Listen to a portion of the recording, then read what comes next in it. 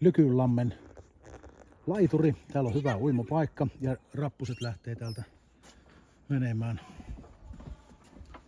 kohti hiihtomajaa.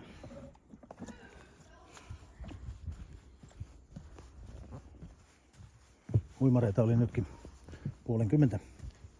En viitsinyt heitä kuvata.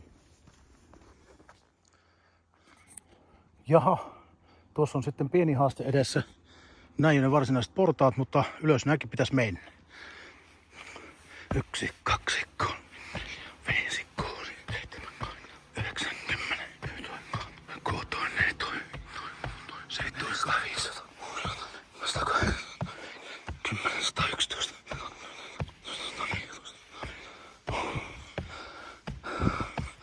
120 tasa. Ja tämä nousu oli tuolta Lykynlammen uimarannalta, joka oli kyllä ihan oikeasti hieno paikka, sinne kannattaisi mennä. Wow. Mutta nuo ei ollut ne varsinaiset kuntoportaat. Nyt neuvottiin kävelemään lammen toiselle puolelle. En kyllä näe siellä mitään portaita, mutta kävikö tässä nyt niin, että nuo paikallisoppat vaan narutti minut urheilemaan enemmän kuin piti. Tässä on jyrkkä lasku. Vaikkei tässä kuvassa varmaan se näykään, mutta täällä on ihan uskomattoman upeat ulkoiluolosuhteet täällä Lykynlammen ympäristössä. Kannattaa tulla tänne toistekin. Tämähän on ihan mahdottoman hieno paikka. Kävelin vaan harhaan, en päässyt vastarannalle, mutta tuolla on lampi. Ja tuolla on myös tommonen laavu, jossa voi poltella tulia ilmeisesti ihan vapaasti, mutta en viitti kuvata sitä nyt sen enempää, kun siellä on ihmisiä kalareissua. Jatketaanpa matkaa.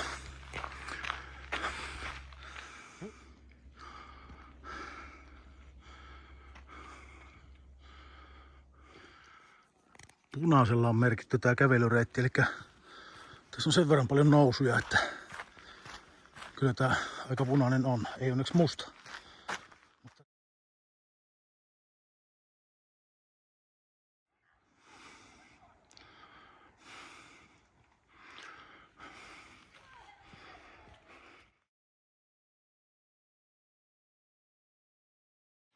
Ja vihdoin useamman 100 metrin kävelyn jälkeen löysin portaat.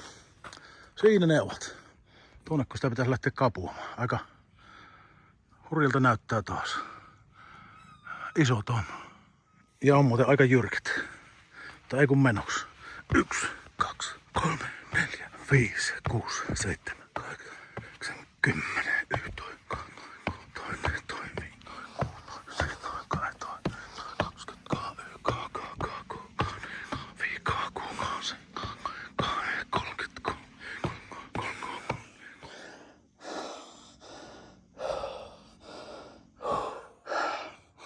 ei nouse tuo yli. Petä salpaa edelleen. Siellä vähän jarruttaa. 2, 6, 3, 6, 4, 6,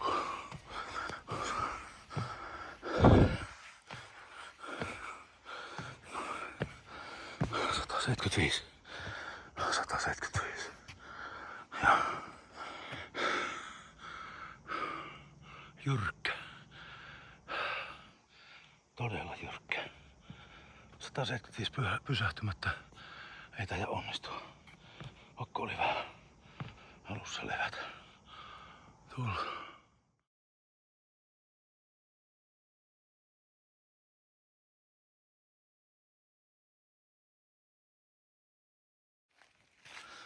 Hohoja. Loppupäässä pientä helpotusta, kun reitti on merkitty vihreällä. Antaa kyllä aika tasainen tiekin. Tuolla hämöttää jo parkkipaikan kauempana, mutta ennätykset paukkuu, mutta en tiedä. Pikkusen enemmän olisi pitänyt tankata lähteessä. Puoli litraa vettä ei riittänyt.